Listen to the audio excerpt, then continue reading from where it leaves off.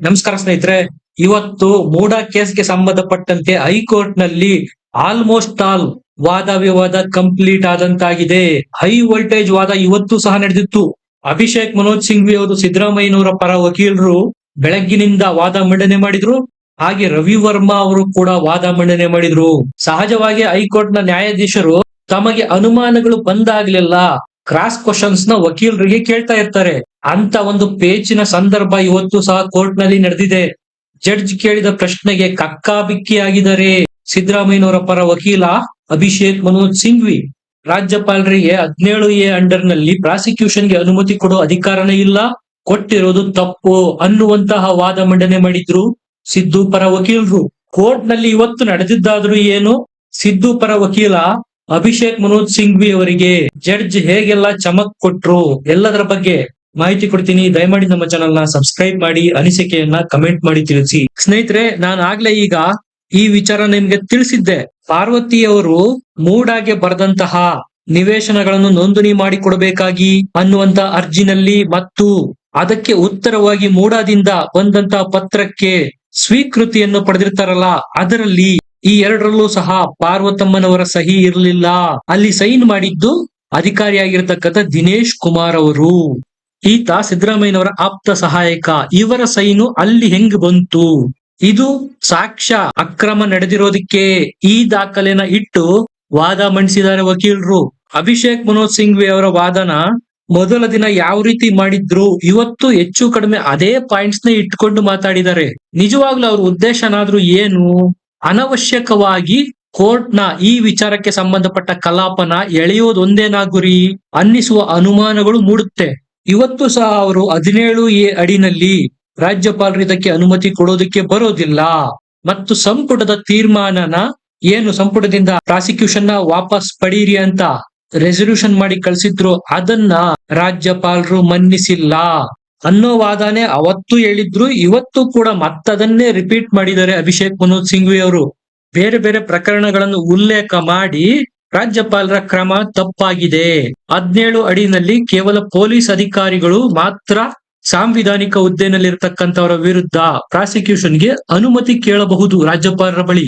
ಯಾವುದೇ ಖಾಸಗಿ ವ್ಯಕ್ತಿಗಳು ಇದನ್ನು ಮಾಡೋದಕ್ಕೆ ಆಗೋದಿಲ್ಲ, ಪ್ರಾವಿಧಾನ್ಯ ಇಲ್ಲ 17A ಅಡಿನಲ್ಲಿ ಅನ್ನೋದೇ ವಾದ ಆಗಿತ್ತು ಅಭಿಷೇಕ್ ಮನು ಸಿಂಘ್ವಿ ಅವರದ್ದು. ಇದಕ್ಕೆ ಈಗ ಅವಕಾಶ ಮಾಡಿಕೊಟ್ರೆ ಮುಂದೊಂದು ದಿವಸ ಸಿಕ್ಕವರೆಲ್ಲ ಬಂದು ದೂರು ಕೊಡೋದಕ್ಕೆ ಶುರು ಮಾಡ್ತಾರೆ. ಇದು ಸರಿಯಲ್ಲ. ಹಾಗಾಗಿ ಈ ಪ್ರಾಸಿಕ್ಯೂಷನ್ ನ ಅನುಮತಿನ ತಳ್ಳಿ ಹಾಕ್ಬೇಕು ಅನ್ನೋ ಮನವಿನ ಮಾಡಿದ್ದಾರೆ ಅಭಿಷೇಕ್ ಮನು ಸಿಂಘ್ವಿ. ಮತ್ತು ಸಂಪುಟದ ನಿರ್ಧಾರನ ರಾಜ್ಯಪಾಲರು ಮನ್ನಿಸಬೇಕಾಗಿತ್ತು ಅನ್ನೋದನ್ನೇ ಪದೇ ಪದೇ ರಿಪೀಟ್ ಮಾಡಿ ಹೇಳ್ತಾರೆ ಮನು ಸಿಂಘ್ವಿ ಅವರು. ಈಗಾಗಲೇ ಈ ಎರಡೂ ವಿಚಾರಕ್ಕೆ ಸಂಬಂಧಪಟ್ಟಂತೆ ನ್ಯಾಯಾಧೀಶರೇ ರಿಪ್ಲೈ ಕೊಟ್ಟಿದ್ರು ಅಭಿಷೇಕ್ ಮನು ಸಿಂಘ್ವಿ ಅವರಿಗೆ. ಆದ್ರೂ ಯಾಕೆ ಎಳಿತಿದಾರೋ ಗೊತ್ತಾಗ್ತಾ ಇಲ್ಲ. ಈಗ 17A ಅಡಿನಲ್ಲಿ ಖಾಸಗಿ ವ್ಯಕ್ತಿಗಳು ದೂರು ಕೊಡಬಾರದು ಅಂತ ಎಲ್ಲೂ ಇಲ್ವಲ್ಲ, ಇದನ್ನ ನನ್ನ ಇಂದಿನ ತೀರ್ಪಿನಲ್ಲೇ ನಾನು ಕೊಟ್ಟಿದ್ದೇನೆ ಅಂತ ಈಗಾಗ್ಲೇ ನ್ಯಾಯಾಧೀಶರು ಸ್ಪಷ್ಟವಾಗಿ ಹೇಳಿದ್ರು. ಒಪ್ಕೋತೀವಿ, ಪೊಲೀಸ್ ಅಧಿಕಾರಿಗಳು 17A ಅಡಿನಲ್ಲಿ ಸಾಂವಿಧಾನಿಕ ಹುದ್ದೆನಲ್ಲಿರುವವರ ವಿರುದ್ಧ ತನಿಖೆಗೆ ಮನವಿ ಮಾಡಿಕೊಳ್ಬೇಕು ಅಂತ. ಹಂಗಂದ ಮಾತ್ರಕ್ಕೆ ಖಾಸಗಿ ವ್ಯಕ್ತಿಗಳು ದೂರು ಕೊಡಬಾರದು ಅಂತ ಎಲ್ಲೂ ಬರ್ದಿಲ್ವಲ್ಲ ಅಂತ ಜಡ್ಜ್ ತರಾಟೆಗೆ ತೆಗೆದುಕೊಂಡಿದ್ದಾರೆ. ಇದೇ ವಿಚಾರಕ್ಕೆ ಸಂಬಂಧಪಟ್ಟಂತೆ ಜಡ್ಜ್ ಮರು ಪ್ರಶ್ನೆ ಮಾಡ್ತಾರೆ.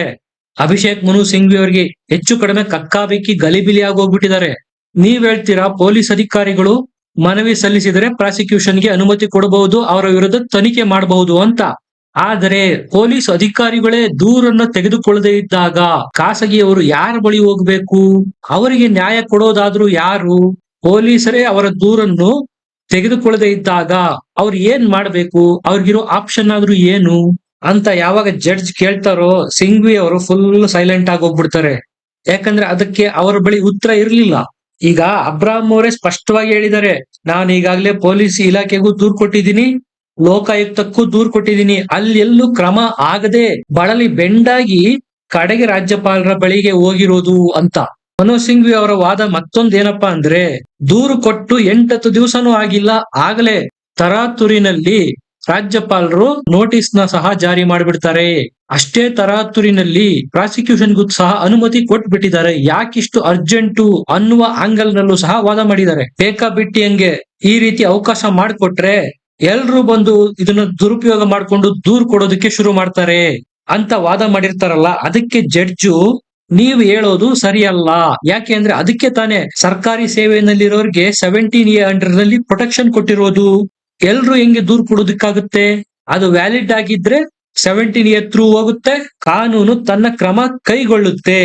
ತಪ್ಪೇನಿದೆ ಇದರಲ್ಲಿ ಅಂತ ತಿರುಗಿ ಅಭಿಷೇಕ್ ಮನು ಸಿಂಘ್ವಿಗೆ ಕ್ವಶನ್ ಮಾಡಿದ್ದಾರೆ ನ್ಯಾಯಾಧೀಶರು. ಇನ್ನು ರವಿ ವರ್ಮಾ ಅವರು ವಾದ ಮಾಡುವಾಗಂತೂ ಅಗ್ರೆಸಿವ್ ಮೋಡ್ ಅಲ್ಲಿ ವಾದ ಮಾಡ್ತಾರೆ ಅವರು ಸಿದ್ದರಾಮಯ್ಯನವರ ಪರ. ಒಂದು ಜುಜುಬಿ ಸೈಟ್ಗೋಸ್ಕರ ಸಿದ್ದರಾಮಯ್ಯನವರು ಹಿಂಗ್ ಮಾಡ್ತಾರೆ ಅಂದ್ರೆ ನಂಬ್ತೀರಾ? 5 ವರ್ಷ ಸಿಎಂ ಆಗಿ ಕಾರ್ಯನಿರ್ವಹಿಸಿದ್ದಾರೆ. ಈಗಾಗಲೇ 2ನೇ ಬಾರಿ ಮತ್ತೆ ಸಿಎಂ ಆಗಿ ಯಾವುದೇ ಕಪ್ಪು ಚುಕ್ಕೆ ಇಲ್ಲದೆ ಆಳ್ವಿಕೆ ನಡೆಸ್ತಾ ಇದ್ದಾರೆ. ಒಂದು ಜುಜುಬಿ ಸೈಟ್ಗೋಸ್ಕರ ಈ ತರ ಅಕ್ರಮ ಮಾಡೋದಕ್ಕೆ ಸಾಧ್ಯನಾ ಅಂತ ಆ ಆಂಗಲ್ ನಲ್ಲಿ ವಾದ ಮಾಡ್ತಾರೆ ರವಿ ವರ್ಮಾ ಅವರು. ಅವ್ರ ವಾದದ ತಾತ್ಪರ್ಯ ಏನಿತ್ತಪ್ಪ ಅಂದ್ರೆ, ಜನಪ್ರಿಯ ವ್ಯಕ್ತಿ, ರಾಜ್ಯದ ಮುಖ್ಯಮಂತ್ರಿಯವರು, ಅವರನ್ನು ಯಾರೋ ಒಂದು ದೂರು ಕೊಟ್ರು ಅನ್ನುವ ವಿಚಾರಣೆ ಇಟ್ಕೊಂಡು ಪ್ರಾಸಿಕ್ಯೂಷನ್ಗೆ ಅನುಮತಿ ಕೊಡೋದು ಎಷ್ಟು ಸರಿ? ಒಂದು ಜುಜುಬಿ ಸೈಟ್ಗೋಸ್ಕರ ಅವರು ಇಷ್ಟೆಲ್ಲ ಮಾಡ್ತಾರೆ ಅನ್ಸುತ್ತಾ ಅನ್ನೋ ಆಂಗಲ್ ಅಲ್ಲಿ ವಾದ ಮಾಡೋ ಮೂಲಕ ಹೆಚ್ಚು ಕಡಿಮೆ ಈ ವಕೀಲರೇ ಸಿದ್ದರಾಮಯ್ಯನವರಿಗೆ ಗುಂಡಿ ತೊಡ್ತಾ ಇದಾರಾ ಅನ್ನುವ ಅನುಮಾನಗಳು ಮೂಡ್ತಾ ಇದೆ. ನೋಡಿ, ಒಂದು ಜುಜುಬಿ ಸೈಟ್ಗೋಸ್ಕರ ಅನ್ನುವ ಮೂಲಕ ಸಿದ್ದರಾಮಯ್ಯನವರು ಇದರಲ್ಲಿ ಅಕ್ರಮ ಮಾಡಿದ್ದಾರೆ ಅಂತ ಒಪ್ಕೊಂಡಂಗೆ ಆಯ್ತು ವಕೀಲರು. ಸ್ನೇಹಿತರೆ, ಈ ಕೇಸು ಇಷ್ಟೊಂದು ಸೀರಿಯಸ್ ಯಾಕೆ ಆಗಿದೆಯಪ್ಪ ಅಂದ್ರೆ, ಸಿದ್ದರಾಮಯ್ಯನವರು ಯಾರೋ ದೂರದ ಸಂಬಂಧಿನೋ ಅವರ ಆಪ್ತರೋ ಈ ವಿಚಾರದಲ್ಲಿ ಇನ್ವಾಲ್ವ್ ಆಗಿದ್ರೆ ಸಿದ್ದರಾಮಯ್ಯನವರಿಗೆ ಅಷ್ಟೊಂದು ಟೆನ್ಷನ್ ಆಗ್ತಾ ಇರ್ಲಿಲ್ಲ. ಅವರ ಪತ್ನಿನೇ ಇದರಲ್ಲಿ ಸಿಲುಕಿ ಹಾಕಿಕೊಂಡಿರೋದ್ರಿಂದ ಈ ಮ್ಯಾಟ್ರು ಇಷ್ಟೊಂದು ಸೀರಿಯಸ್ ಆಗ್ತಾ ಇದೆ. ಇನ್ನೊಂದು ಏನ್ ವಾದ ಮಾಡಿದಾರಪ್ಪ ಸಿದ್ದರಾಮಯ್ಯನವರ ಪರ ವಕೀಲರು ಅಂದ್ರೆ, ಈ ಹಿಂದೆನೆ ಸ್ನೇಹಮಯಿ ಕೃಷ್ಣ ಅವರು ಸಹ ದೂರು ಕೊಟ್ಟಿದ್ರು, ಪ್ರದೀಪ್ ಕುಮಾರ್ ಅವರು ಸಹ ದೂರು ಕೊಟ್ಟಿದ್ರು. ಆ ಯಾವ ದೂರುಗಳನ್ನು ಸಹ ರಾಜ್ಯಪಾಲರು ಉಲ್ಲೇಖ ಮಾಡಿಲ್ಲ. ಟಿ.ಜೆ. ಅಬ್ರಹಾಂ ಅವರು ಕೊಟ್ಟಿರ್ತಕ್ಕಂಥ ದೂರಿನ ಆಧಾರದ ಮೇಲೆ ಗಡಿಬಿಡಿನಲ್ಲಿ, ತರಾತುರಿನಲ್ಲಿ, ರಾಜಕೀಯ ಷಡ್ಯಂತ್ರದಿಂದ ಈ ನಿರ್ಧಾರನ ರಾಜ್ಯಪಾಲರು ತೆಗೆದುಕೊಂಡಿದ್ದಾರೆ ಅನ್ನುವ ಆಂಗಲ್ ನಲ್ಲಿ ಸಿದ್ದರಾಮಯ್ಯ ಅವರ ಪರ ವಕೀಲರು ವಾದ ಮಾಡಿರೋದು. ಹೆಚ್ಚು ಕಡಿಮೆ ಎಲ್ಲದಕ್ಕೂ ಸಹಿ ಹಾಕಿದ ನಂತರ ಸಿದ್ದರಾಮಯ್ಯನವರಿಗೆ ಕಾಟಾಚಾರಕ್ಕೆ ಅಂತ ನೋಟಿಸ್ ಕೊಟ್ಟಿದ್ದಾರೆ. ಇಷ್ಟೊಂದು ತರಾತುರಿ ಯಾಕೆ ಸಿದ್ದರಾಮಯ್ಯನವರ ವಿಷಯದಲ್ಲಿ ಅಂತ ವಾದ ಮಾಡಿದ್ದಾರೆ. ಸ್ನೇಹಿತರೆ, ಒಟ್ಟಾರೆಯಾಗಿ ದೂರುದಾರರ ಪರ ವಕೀಲರು ಸಹ ರಾಜ್ಯಪಾಲರು ಯಾವೆಲ್ಲ ಆಂಗಲ್ ಗಳಲ್ಲಿ ಯೋಚನೆ ಮಾಡಿ ಪ್ರಾಸಿಕ್ಯೂಷನ್ಗೆ ಅನುಮತಿ ಕೊಟ್ಟಿದ್ದಾರೆ ಅನ್ನುವ ಪಾಯಿಂಟ್ಸ್ ಗಳನ್ನು ಸಹ ಮಂಡನೆ ಮಾಡಿದ್ದಾರೆ. ಈ ಕಡೆ ಸಿದ್ದರಾಮಯ್ಯನವರ ಪರ ವಕೀಲರು ಸಹ ರಾಜ್ಯಪಾಲರಿಗೆ 17 ಅಡಿ ಅಂಡರ್ ನಲ್ಲಿ ದೂರು ಕೊಡೋದಿಕ್ಕೆ ಆಗೋದಿಲ್ಲ ಅನ್ನುವ ಪಾಯಿಂಟ್ಸ್ ಗಳನ್ನ ಇಟ್ಟು ವಾದ ಮಾಡಿರೋದು. ಎರಡೂ ಕಡೆ ವಾದ ವಿವಾದ ಆಲಿಸಿದಂತಹ ನ್ಯಾಯಾಧೀಶರು ತೀರ್ಮಾನನ ಕಾಯ್ದಿರಿಸಿದ್ದಾರೆ. ಸಿದ್ದರಾಮಯ್ಯನವರಿಗೆ ಈಗ ಅಲ್ಪ ರಿಲೀಫ್ ಅಂತೂ ಸಿಕ್ಕಿದೆ. ಹೈಕೋರ್ಟ್ ನ ತೀರ್ಪು ಬರುವವರೆಗೂ ಜನಪ್ರತಿನಿಧಿಗಳ ವಿಶೇಷ ನ್ಯಾಯಾಲಯದಲ್ಲೇನು ಸಿದ್ದರಾಮಯ್ಯನವರ ಇದೇ ಮೂಡ ಕೇಸ್ ಇದೆ, ಅಲ್ಲೂ ಸಹ ಯಾವುದೇ ಬೆಳವಣಿಗೆಗಳನ್ನು ಮಾಡುವಂತಿಲ್ಲ. ಹಾಗಾಗಿ ಸಿದ್ದರಾಮಯ್ಯನವರಿಗೆ ತತ್ಕ್ಷಣಕ್ಕೆ ಸ್ವಲ್ಪ ಆರಾಮ್ ಅನ್ಸಿರೋದಂತೂ ನಿಜ. ಸ್ನೇಹಿತರೆ, ನಿಮ್ಗೇನನ್ಸುತ್ತೆ? ಇಷ್ಟು ದಿವಸ ನೀವು ದೂರುದಾರರ ಪರ ವಕೀಲರ ವಾದ ಸಹ ಕೇಳಿದೀರಾ, ಸಿದ್ದರಾಮಯ್ಯನವರ ಪರ ವಕೀಲರ ವಾದ ಸಹ ಕೇಳಿದೀರಾ. ಯಾವುದರಲ್ಲಿ ಹೆಚ್ಚು ಶಕ್ತಿ ಇದೆ? ತೀರ್ಪು ಏನಾಗಬಹುದು? ನಿಮ್ಮ ಅಭಿಪ್ರಾಯನ ಕಮೆಂಟ್ ಮಾಡಿ ತಿಳಿಸಿ. ಲೈಕ್ ಮಾಡಿ, ಶೇರ್ ಮಾಡಿ, ನಮ್ಮ ಚಾನೆಲ್ ನ ಸಬ್ಸ್ಕ್ರೈಬ್ ಮಾಡಿ. ಮತ್ತೆ ಸಿಗೋಣ. ನಮಸ್ಕಾರ.